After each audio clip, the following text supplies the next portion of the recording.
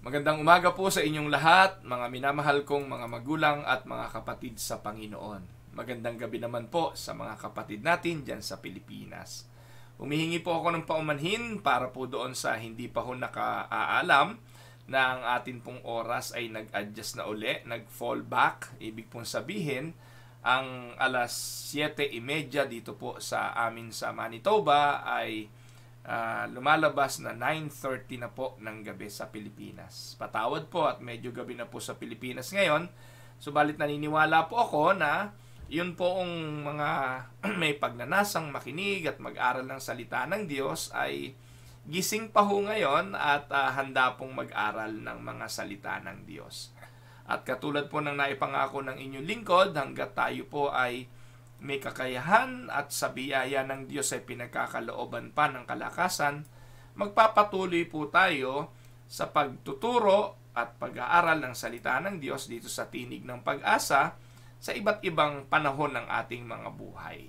So sa araw pong ito, ang ating pong pag-aaralan ay pinamagatan ko pong Gratitude, an Indicator of Spiritual Health. Alam niyo mga kapatid, noong ako po ay nagkaroon ng sasakyan dito sa Canada na meron pong tinatawag na TPMS. Yung pong TPMS ay stands for Tire Pressure Monitoring System. Ito po yung nagsasabi sa inyo kung ang gulong ninyo ng sasakyan ninyo ay malambot o kulang sa hangin. Yung pressure nito nag-i-indicate, may indicator po na nagsasabi na kailangan mong dagdagan ng hangin or bawasan mo ng hangin. Yun po yung function ng indicator na yon. At nakakatuwa, marami na pong mga sophisticated na sasakyan ngayon na talagang may mga indicator. Kung may problema sa makina, lalabas po yung check engine, lalabas po kung kulang yung langis, tapos kung kailangan mo mag-change oil, may mga indicator. Nakakatulong po ito sa mekaniko o nakakatulong para malaman kung anong gagawin kung sira, at ganun din naman sa may-ari ng sasakyan. Napakahusay ng mga indicator na ito.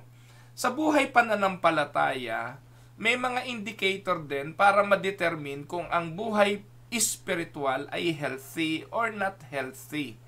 Sa umaga pong ito, ang ating titingnan ay yung katotohanan ng isang taong mapagpasalamat ay palatandaan ng isang malusog na buhay espiritual.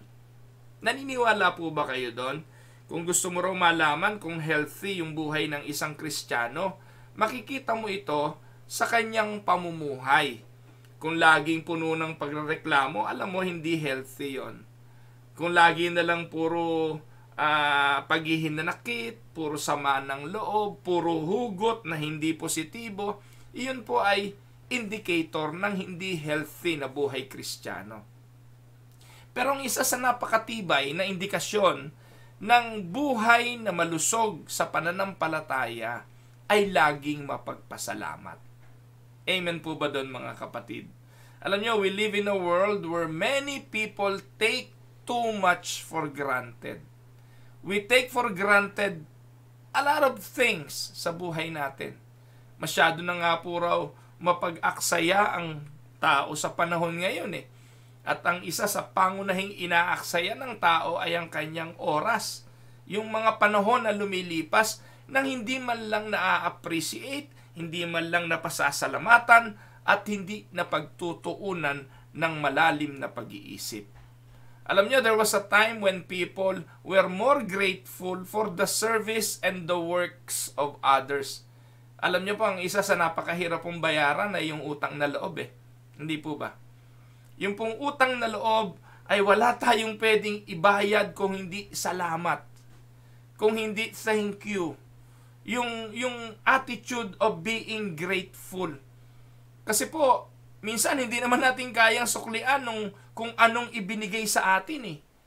Kung ano yung ibinigay at ipinagkaloob sa atin, kung talagang wala tayong pwedeng isukli doon kundi thank you, kundi gratitude.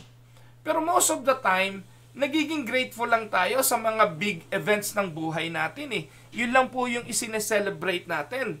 Minsan, ang atin lang pong ipinagdiriwang ay yung mga mahalaga. Nalilimutan natin na ang challenge at ang indicator ng pagiging matured natin spiritually ay yung maging mapagpasalamat tayo sa lahat ng bagay. We must learn to have a spirit of gratitude in every phase of life. And this is an instructed virtue. Ito po ang sabi ng banal na kasulatan. Samahan po ninyo ako, 1 Thessalonians 5:16 to 18.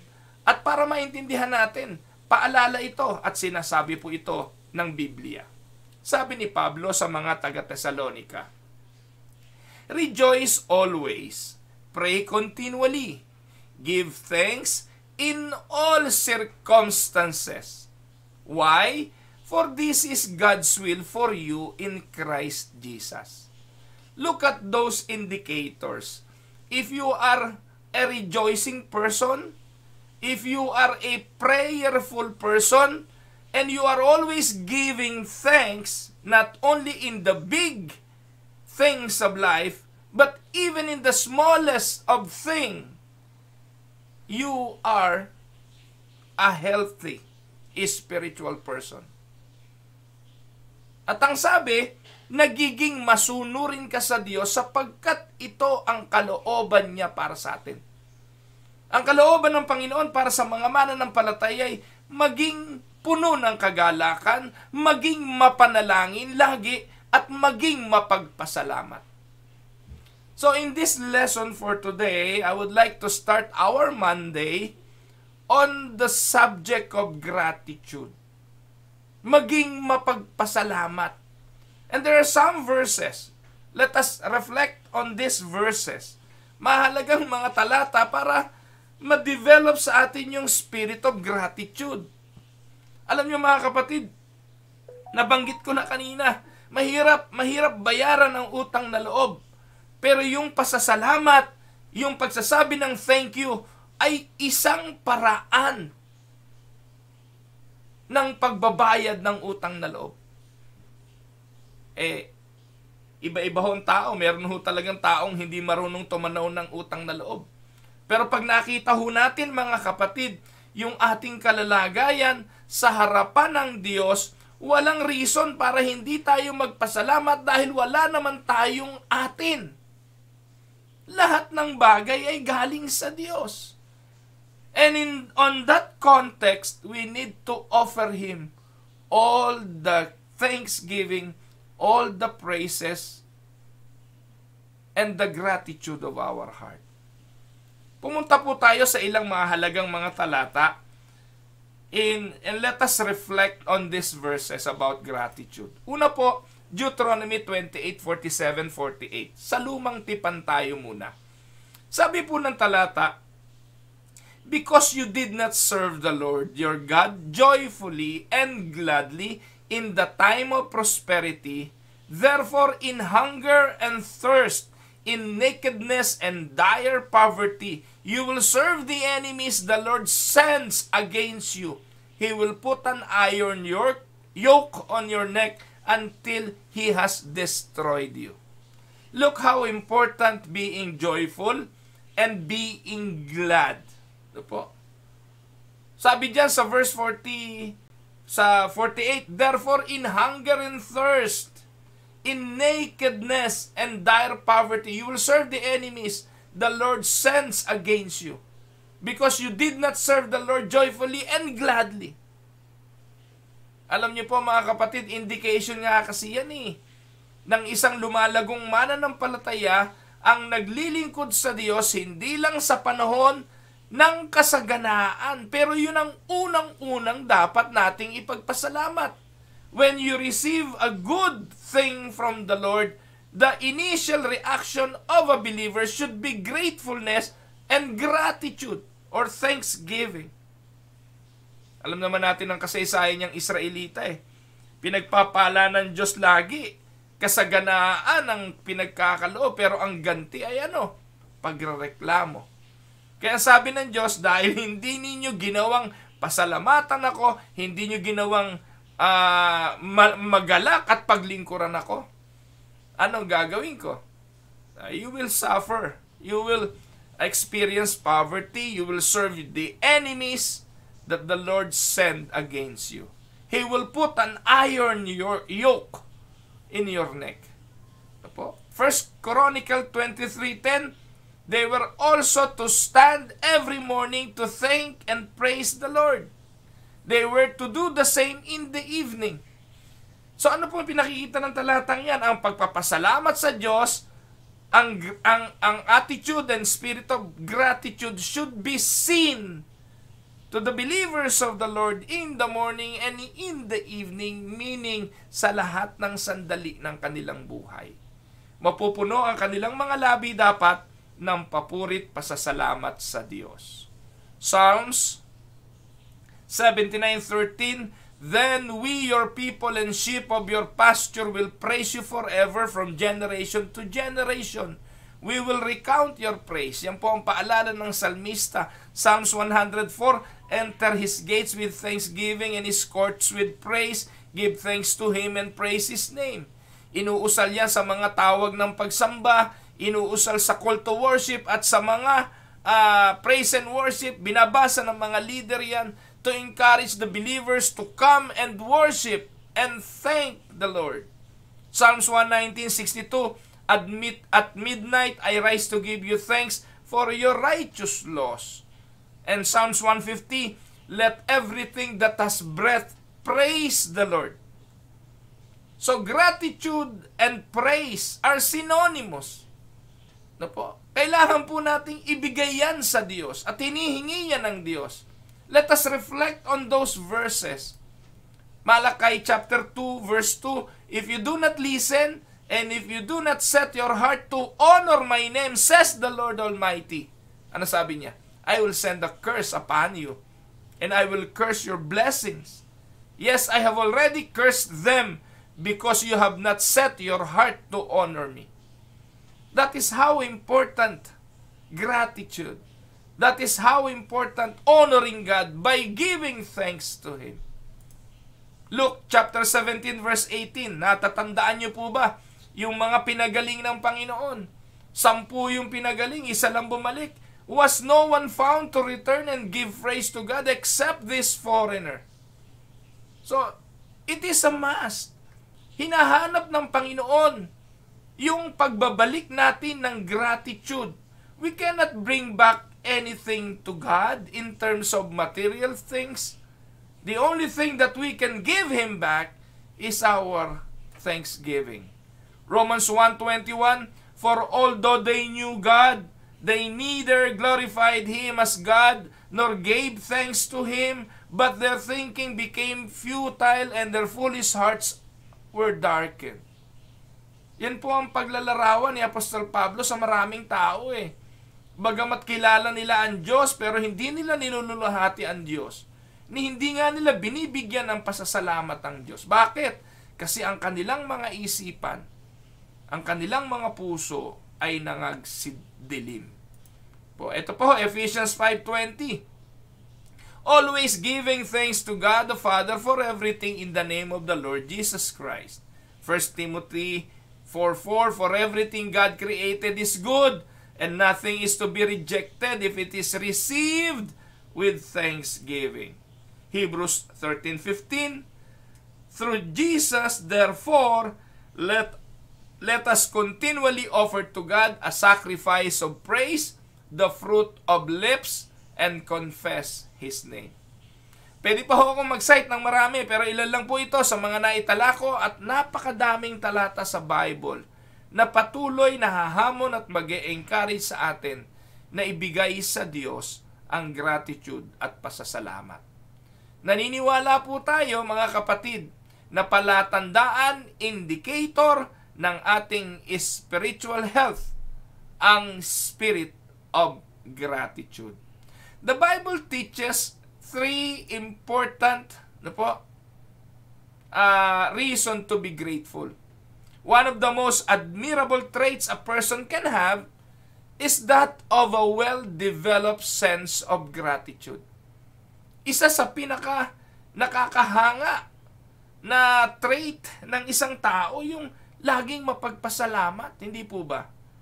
Minsan po yung kahit yung bata di po ba, bigyan mo ng kung ano mang ibigay mo at pagkadakot tumalikod sa iyo, di po ba? Parang kahit po tayo matanda, naiintindihan naman natin, bata yon. Pero dapat doon pa lang, bata pa lang, tinuturuan na natin. Kaya ako po, mga kapatid, madalas may dala akong tsokolate o candy sa church eh. Tinatawag ko yung mga bata, do you want candies? So, abutan ko ng candies. Pag dinakot at tumalikod na, hahabulin ko yun, sasabihin ko, say thank you. So, kasi po, kailangan ma-develop yung mga bata na hindi naman tayo deserving of any gifts. Ano po? Hindi tayo mga spoiled brat na tatanggapin lang ang mga bagay pagkatapos para bang utang na loob pa nung nagbigay sa atin yung kanyang mga regalong ibinigay. And most of the time, ganun tayo sa Diyos. Kung magsusuri po tayo sa mga pagpapala ng buhay natin, na alam nating hindi naman tayo deserving, kundi ibinigay ito ng Diyos, ay nako, wala po tayong gagawin kundi itulak tayo sa pasasalamat at pagpupuri sa ating Panginoon. Amen po ba, mga kapatid? Kaya one of the most admirable traits a person can have is that of a well-developed sense of gratitude. It is disheartening to see someone accept kindness without showing a sense of gratitude. Nakakalungkot. Yung bang tipong tatanggapin ng hindi man lang magpapasalamat. Amen? Po? Anyway, sa panahon natin ngayon naman kasi maraming tumutulong, kaya tumutulong may camera. Pero ganun pa man, kung ano man yung reason ng pagtulong sa iyo, kung papaano nakarating yung pagpapala sa iyo, kung sino man yung naging instrumento ng Diyos para daluyan ng blessing na yon, kay may camera yon o wala, ang atin pong pananagutan kapag tumanggap ka ng biyaya ay matutunan nating kilalaning pagpapala. At dapat tayong magpasalamat. Amen? Pangatlo, a sense of gratitude will enable others to more graciously assist you or others in the future. Yung sense ng gratitude, yung sense ng pasasalamat, kapag nasa puso mo yon, at dumating ka dun sa punto na ikaw naman ang nagkaroon, ikaw naman ang pinagpala, ikaw naman ang nakaranas ng biyayang umaapaw, yung attitude of gratitude na meron ka will also flow from you sa iba. And you will graciously assist others also in the future. Amen? Kaya, yung taong mapagpasalamat, naniniwala po ako, pag siya naman ang pinagpala, siya din ang magpapala sa iba. Amen? Pero yung tao na gusto lang tumanggap ng hindi nagpapasalamat, aasa na lang yan habang panahon na tatanggap ng tatanggap, at kapag siya'y marami na sa katatanggap, hindi rin yan matututong magbigay para maging daluyan ng pagpapala sa iba. Take note that gratitude is an indicator of spiritual health. Now, the Bible teaches 3 important reasons to be grateful. Tatlo lang po naman ngayon. 3 important reasons to be grateful. And the first is, we should be grateful because it is the will of God for each of us. And this is what the Bible says, or the Apostle Paul says, in 1 Thessalonians 5:18.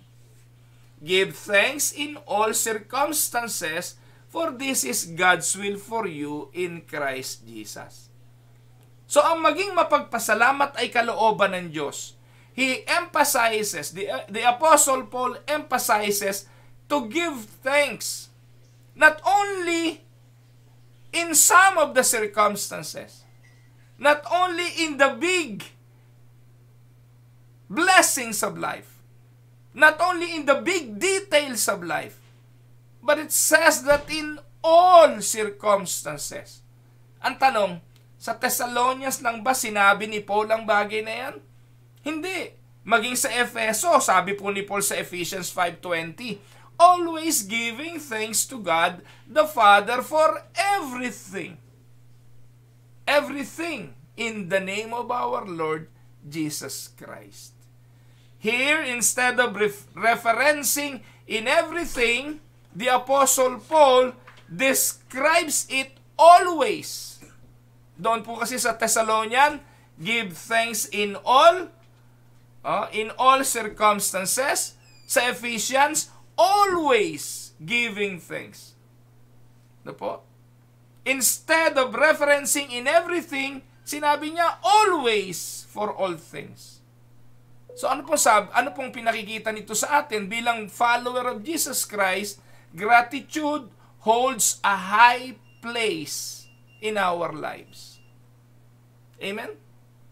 Tandaan po ninyo, being grateful is both the will of God and evidence of walking in the Spirit.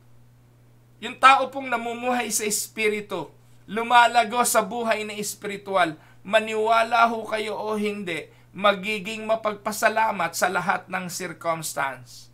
Sa lahat ng circumstances. Hindi lang po sa mga biyayang pagpapalang material, hindi lang sa kalusugan, hindi lang po sa mga bagay na pinagkaloob sa iyo tungkol kagaya ng pera o blessings o ano paman, kundi maging sa mga pagsubok ng buhay. In all circumstances. Alam nyo, yun ang pinakamahirap eh. Napakadali pong magpasalamat kapag binigyan ka ng magandang bagay. Napakadali magpasalamat kapag ikaw ay pinagkalooban ng hindi mo inaasahang biglaang material. Di po ba? How easy for us to do that. Bagamat may mga taong hindi pa rin marunong magpasalamat tungkol doon. Pero minsan, ito po yung nakakalimutan natin. Napapasalamatan natin ng Diyos sa mga mabubuti at magagandang natatanggap natin, but never in some of the difficult circumstances of life. To the extent we are not grateful, to that same extent, we will not be in the will of God or not walking in the Spirit if we will not develop the spirit of being grateful. So yun po ang una. We should be grateful. Maging mapagpasalamat. At ang sabi, hindi lang sa ilang bagay. Hindi lang sa mabubuting bagay, kundi sa lahat ng bagay. At ang pinakamagandang indicator ito eh. Pag nasabi mo sa Diyos na, Lord, thank you, tanungin mo sarili mo, bakit ko pinasasalamatan ng Diyos sa bagay na ito? Sa ganung paraan, magkakaroon ka ng reflection, sana matutunan ko rin na hindi lang pasalamatan ng Diyos sa mga bagay na magagandang nangyayari, kundi pasalamatan ko rin siya sa mga bagay na hindi ko naiintindihan. Sapagkat ang ating paniniwala bilang mga mananampalataya, itong ating Ama na nagbabantay, na makapangyarihan sa lahat, walang gagawin sa ating mga buhay at walang magaganap ng walang layunin para sa ating ikabubuti. Sa ganung paraan, hindi pa man natin nauunawaan, hindi pa man tayo lumalampas dun sa mga suliranin, hindi pa man natin napagtatagumpayan ang mga trials, pinasasalamatan na natin.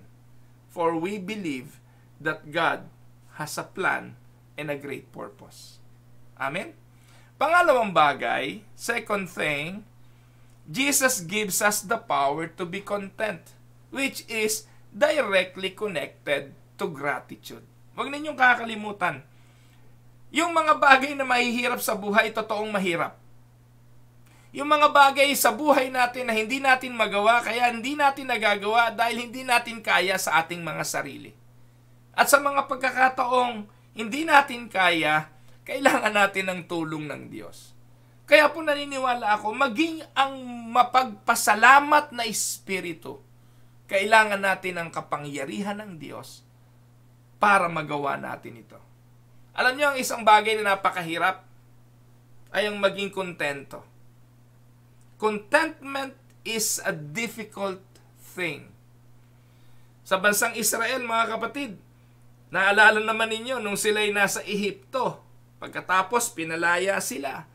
Ano po? Hindi naman sila pinabayaan. There was never a moment of hunger for them. For God promised to feed them. God feed them with manna. God feed them with quail meat.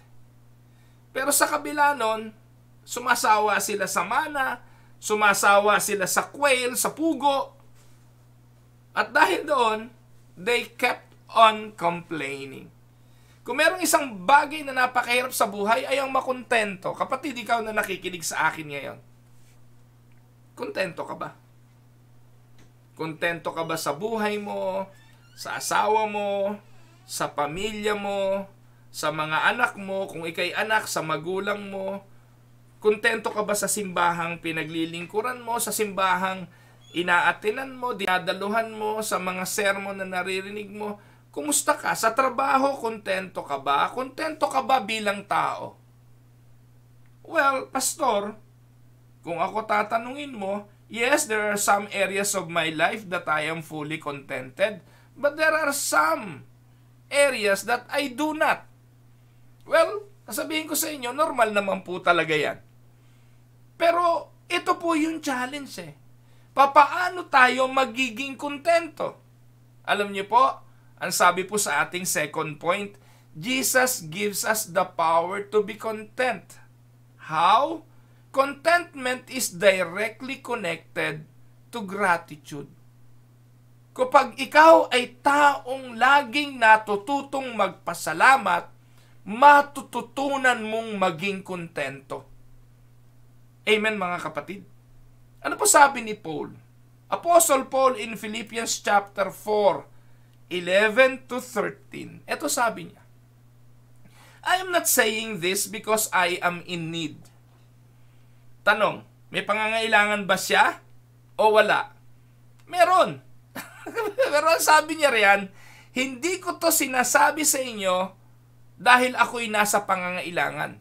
So, ibig sabihin, nasa pangangailangan siya, he is or he was in need at that point, and hindi niya sinasabi tong sermong ito para i-emphasize yung katotohanan na he was or he is at that point in need.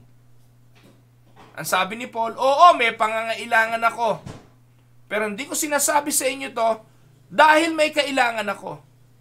For I have learned to be content whatever the circumstances. I know what it is to be in need, and I know what it is to have plenty.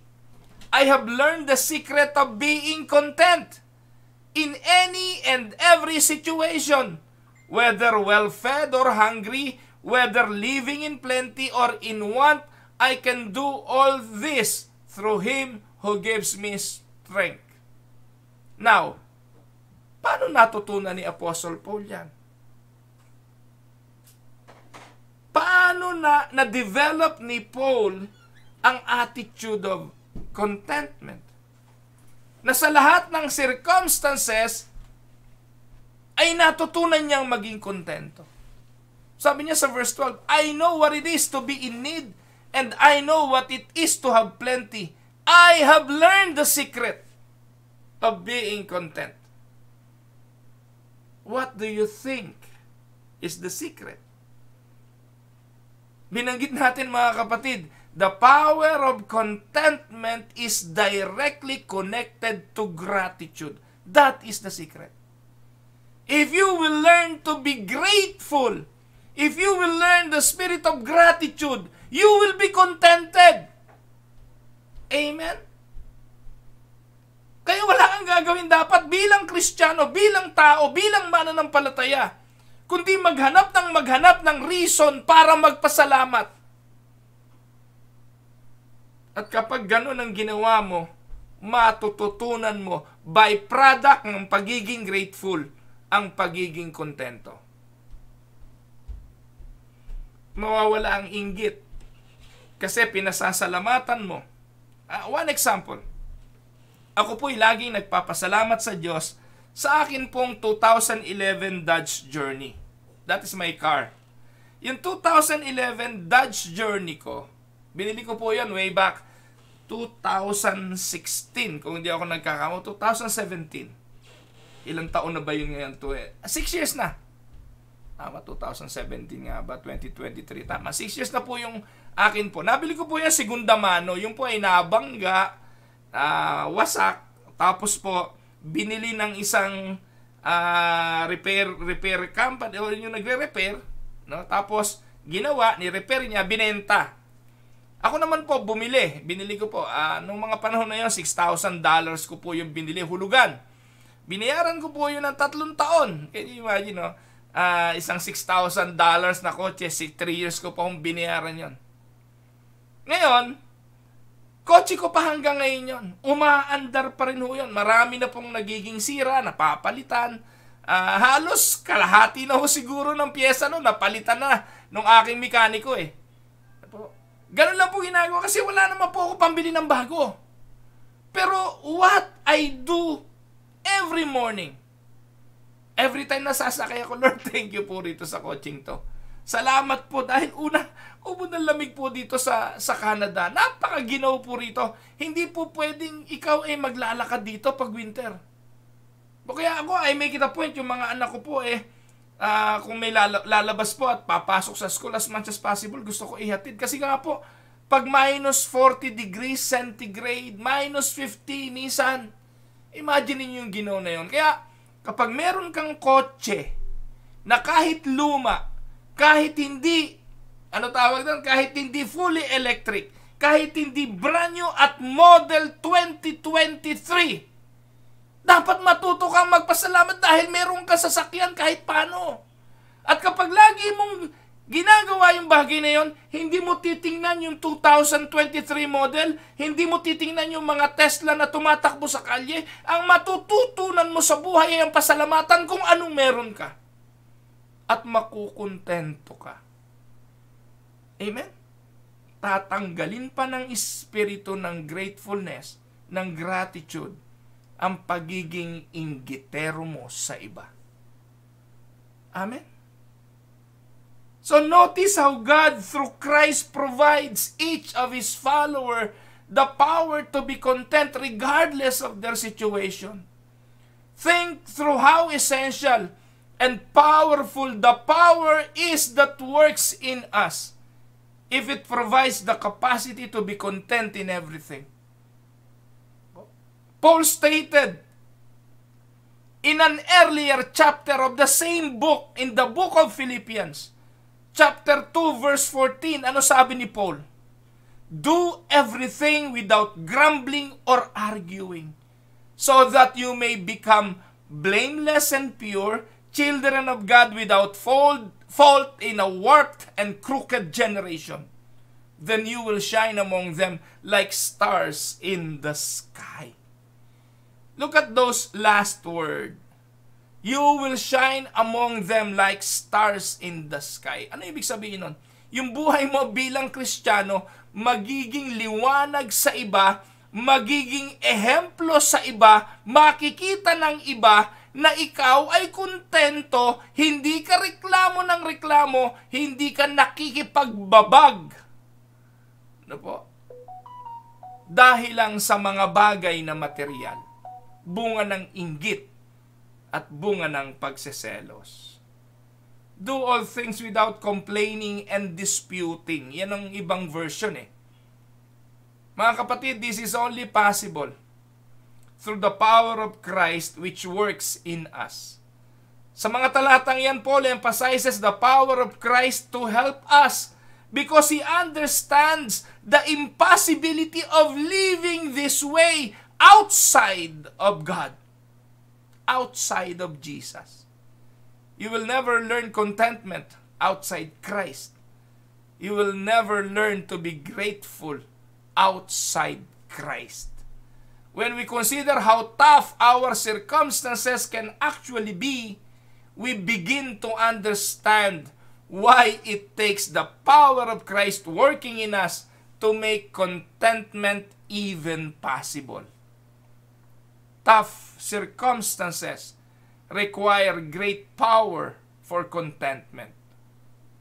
Amen? Pero as you are content through the power of Christ, which works in you, then your level of gratitude will be high. Amen? Yan po yung pangalawa. Jesus gives us the power to be content. And that power is connected directly to gratitude. Sana po naiintindihan natin. Pangatlong bagay, God explains the purpose of various situations which should lead us to greater gratitude. Panghawakan po natin ito. May mga bagay na nagaganap sa buhay ngayon na hindi natin naiintindihan. But we will understand later. Gaano karaming mga pagkakataon sa buhay na iniyakan natin, pinagreklamuhan natin, nagdabog tayo, kung maaaring suntukin natin ang Diyos, ginawa natin, pero later on, na-realize natin, buti na lang pala nangyari yun. Amen? Sa dulo tayo nagpapasalamat, Lord, buti na lang, dinala mo ko sa ganon. Lord, buti na lang, pinangyari mo yon. Lord, buti na lang, ganon. Saka lang natin nare-realize. Si James is a half-brother of Jesus. Siya yung first pastor of the Church of Jerusalem. And James provided us the purpose of various situations. And when we understand our situations and what God is doing in the midst of them, we can respond in greater gratitude for them. Ano sabi ni James? James 1:16-18. Sabi diyan, do not be deceived, my dear brothers and sisters. Every good and perfect gift is from above. Lahat ng mabuti at perpektong kaloob galing sa itaas, coming down from the Father of the heavenly lights, who does not change like shifting shadows. He chose to give us birth through the word of truth, that we might be a kind of first fruits of all He created. James refers to good and perfect gifts. This is critical to see and understand, mga kapatid. To what he is referring. When he says good and perfect gift, to what he is referring. James here is talking about your present circumstance. Whatever your circumstance is. Whatever your situation is. That came from above. All of the things that you have, those came from above. And those things can be considered good and perfect gift. Pastor, hirap naman tanggapin yung turo na yan . Paano ko matatanggap na yung pagkawala ng asawa ko ay good and perfect gift? Paano ko matatanggap na layoff ko sa trabaho ay good and perfect gift? May sakit ako ngayon, ang sabi ng doktor, konti na lang ang oras ko. Paano ko kikilalanin good and perfect gift? Mga kapatid, yes. Sasabihin ko po sa inyo na hindi madali ang anumang pinagdadaanan ng bawat isa sa buhay. Pero hindi natin pwedeng i-deny. Hindi mangyayari ang mga bagay na yan, anumang circumstances na yan, kung hindi may kapahintulutan at dadalahin tayo ng Diyos sa dulo ng magandang resulta niyan. Pastor, kahit ba kamatayan? Yes. Kahit pagkawala ng ating buhay, pagkawala ng mga mahal natin sa buhay, at pagkawala ng lahat ng ating ari-arian, kasama yan sa every good and perfect gift ng Diyos. Sapagkat meron niyang tinutupad na mabuting layunin sa ating mga buhay. Tandaan po ninyo mga kapatid, James 2:2-12. Basahin lang po natin saglit. Ang sabi po diyan, consider it pure joy, my brothers and sisters, whenever you face trials of many kind. Because you know, ito po yung sinasabi, because you know that the testing of your faith produces perseverance. Hindi po ba? Kapag tayo'y nagtatagumpay dahil tayo'y nararanasan natin ng perseverance, di ba dapat ipagpasalamat? Let perseverance finish its work so that you may be mature and complete. Ang product, ang result ng anumang testing, ng trials ng buhay, ay maturity and completeness, not lacking anything. If any of you lack wisdoms, you should ask God, who gives generously. Bakit wisdom? Ito po hindi ko maintindihan dito dati. May problema ako, may trial ako, meron akong temptations, meron akong various trials na pinagdadaanan, may difficulty ang buhay ko. Bakit hindi solusyon doon sa mga difficulties ng buhay ang dapat ituro ni Santiago na hingin? Bakit ang tinuturo ni Santiago na hingin ng tao ay wisdom? Nakuha niyo po mga kapatid. Minsan, hindi natin kailangang ipaalis sa Diyos, ipatanggal sa Diyos ang mga difficult trials ng buhay. Ang dapat nating hingiin ay yung wisdom para maunawaan bakit nangyayari ang bagay na yon. Totoo, aminin natin o hindi, most of the time we want the quick escape or the quick fix. We always want relief from the trials and sufferings that we are encountering. But here James is suggesting a different thing. James is suggesting you better ask God for wisdom. Hindi para tanggalin yung circumstances, hindi para tanggalin yung sitwasyong mabigat, kundi para ipaunawa sa atin ba't nangyayari ang mga bagay na yun. Amen? If any of you lack wisdom, you should ask God, who gives generously to all without finding fault, and it will be given you. But when you ask, you must believe and not doubt. Kapag humingi ka ng wisdom, wisdom ang binabanggit dyan. Huwag kang magduda. Baka pag ipinaunawa na sa iyo at sinabi na sa iyo ang reason behind the trials, magdududa ka pa rin.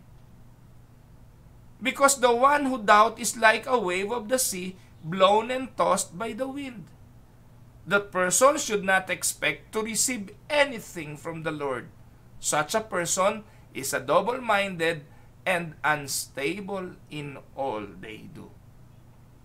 Verse 9, believers in humble circumstances ought to take pride in their high position, but the rich should take pride in their humiliation, since they will pass away like a wild flower.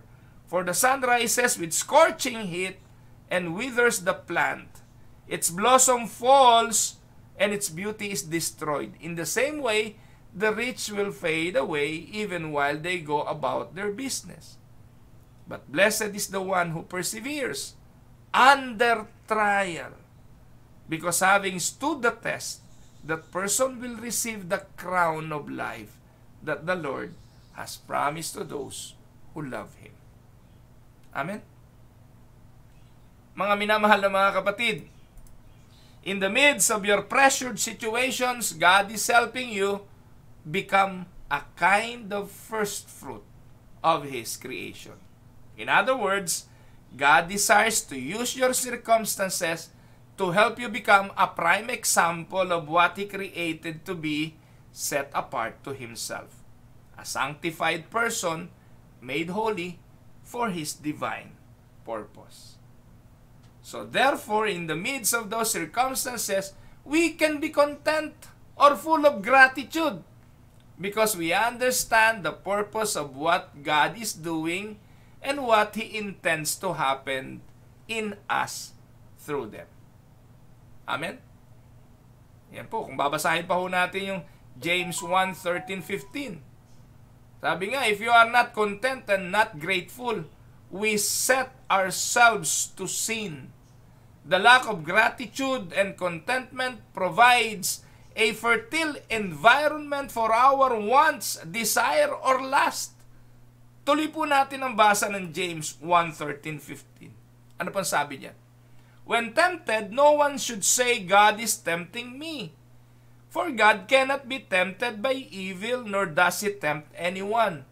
But each person is tempted when they are dragged away by their own evil desire and entice. Tandaan po ninyo, kapag hindi ka natutong maging mapagpasalamat, kapag hindi mo natutunan ang gratitude, hahatakin ka ng inggit. At yung inggit na yan, dadalahin ka sa kasalanan because of your evil desire. Bakit ako walang ganun? Bakit siya merong ganun? Bakit sila malaki sweldo? Ako maliit ang sweldo. Bakit ako ganito lang bahay ko? Ba't ako ganito lang ang kotse ko? Ba't ako hindi gwapo? Ba't lahat na lang? Dadalahin kayo at aakayin kayo sa kasamaan. Bunga yan ng hindi pagpapasalamat. Kaya lagi ko nga sinasabi sa inyo mga kapatid, sa ating pamagat, gratitude is a key indicator of your spiritual health. Amen? Mabilisan na lang po na ano tawag doon? Paalala. Huling paalala. Ways to cultivate a spirit of gratitude. Paano? Paano natin madidevelop itong pagiging mapagpasalamat? Una, magbilang ka ng pagpapala. Magiging sinungaling ka kung walang dahilan para ka magpasalamat. Ngayong umagat, nakikinig ka. Pasalamatan mo, may pandinig ka. Kapatid, alam niyo po ba gaano karaming bingi? Pag nagagawa mo magbasa at nakikita mo yung PowerPoint ko, pasalamatan mo dahil hindi ka gumagamit ng salamin. Gaano kahirap? Ang kailangan mo ng salamin, wala kang pambili ng salamin, ang kapal ng salamin mo, those things. And if you are capable of reading, hearing, speaking, there's plenty of things that you need to be grateful. Mga kapatid, magbilang ka lang. This might seem like obvious. An obvious first step. But think about it for a moment. How often do we take what we might think as a little things for granted? Gaano karaming pagkakataon na hindi natin binibilang yung mga bagay na maliliit.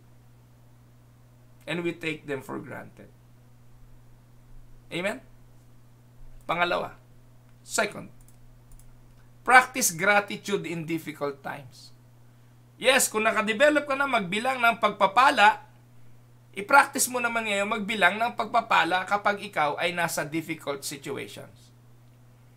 Dadrive ka. Biglang na-flat yung gulong mo. Nakatuon tayo doon sa flat na gulong para bang gumuho ng lahat. Wala ng pag-asa. Parang wala nang mabuting nangyari kanina at lahat na lang ay nakatuon doon sa flat na gulong. Matatapos ba buhay mo dahil doon sa flat na gulong? O kaya, worst case scenario, yung mahal mo sa buhay ay nasa bingit ng kamatayan. Na para bang lahat na lang ng bahagi ng buhay mo ay naging pangit, naging negatibo, naging mahirap because of that situation. Kapatid, tandaan mo. Ano po? Maging ang pinakatrahedya, tragic moment ng buhay ng tao na iniiyakan mo ngayon. Kalaunan pasasalamatan mo Meron po akong kilala. Nung bago naghihingalaw yung asawa, nasa banig ng karamdaman, nasa hospital. Iyak siya ng iyak. Para bang gusto na rin niya sumunod, gusto na rin niyang mamatay. Nung nawala na po yung kanyang asawa, walang isang taon nakatagpo siya ng bagong mamahalin. O ngayon, masaya buhay niya. Ang tanong, nung mga panahon na yon na naglulupagi ka kaiiyak, naisip mo ba na baka ginagawa ng Diyos ito kasi may nakahandang mas maganda sa susunod na mga panahon? Kaya even if you are in the state of difficult moment, practice gratitude. Unahan mo na. Kasi hindi naman mangyayari ang bagay na yan kung walang mabuting plano. I have found that it can be a challenge to practice gratitude when I am in the midst of an undesirable or unsatisfying situation. But this is perhaps the most important time in which to practice gratitude doon sa difficult situation. Pangatlo, be intentional. Ano ibig sabihin nun? Minsan, kapag nagbibilang lang tayo sa mga daliri natin, nakakalimutan din natin yan. Pero alam niyo po mga kapatid, kapag isinulat nyo, you know what? I have a calendar here with me. Ayan. Ayan. Tingnan yung mga sulat niyan. Ayan. Ayan. Alam niyo po ba yung mga yan? Oh, ayan. Ayan. Yan ay kalendaryo ng aking activity sa church. But I also write things that I am so grateful about. Noong pong appreciation ng mga pastor, ito po yung mga pinasasalamatan ko higit sa mga bagay na tinanggap kong material na bagay. Ito po yung inihabol na lang eh. Napakadami, ang kapal po nito eh. Ito po ay yung gratitude ng mga tao na ako'y naging pastor nila for 12 years now.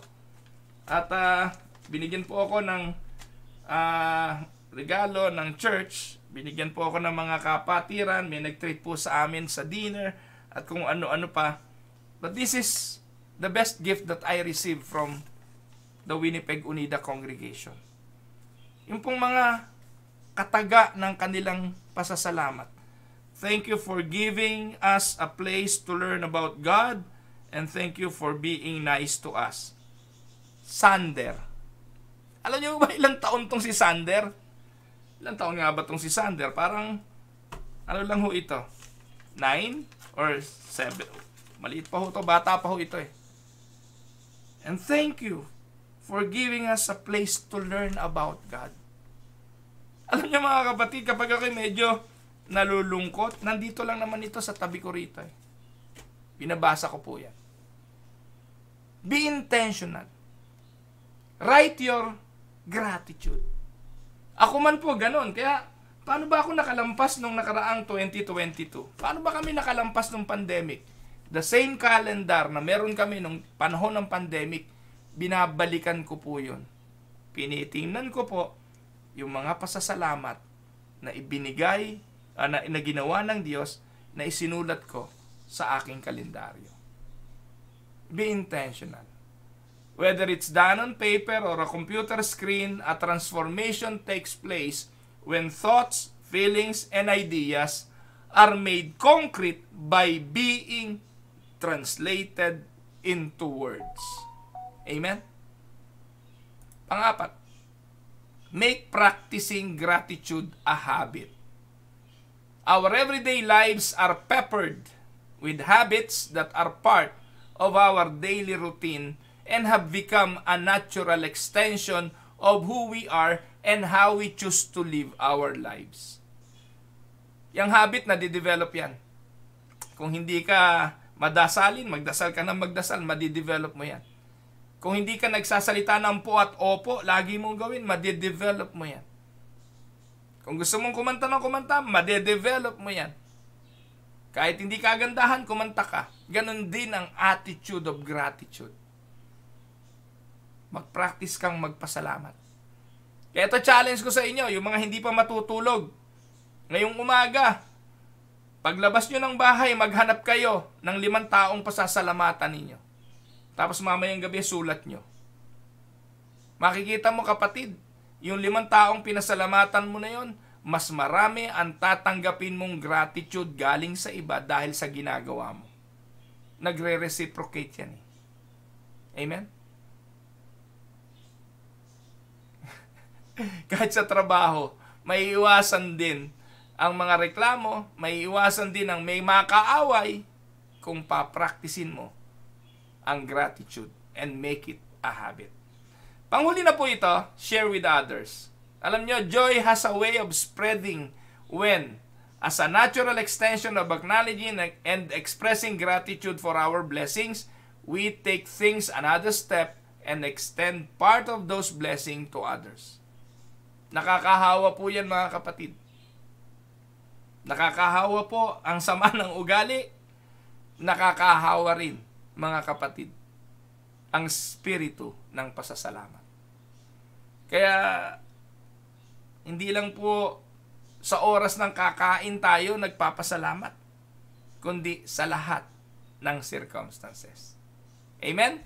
Mga kapatid, dito po ang inyong lingkod, si Pastor Ruel Camia po, mula po dito sa Winnipeg, Manitoba, Canada, para po sa ating pag-aaral ng salita ng Diyos ngayong umaga. Magandang araw po sa inyo.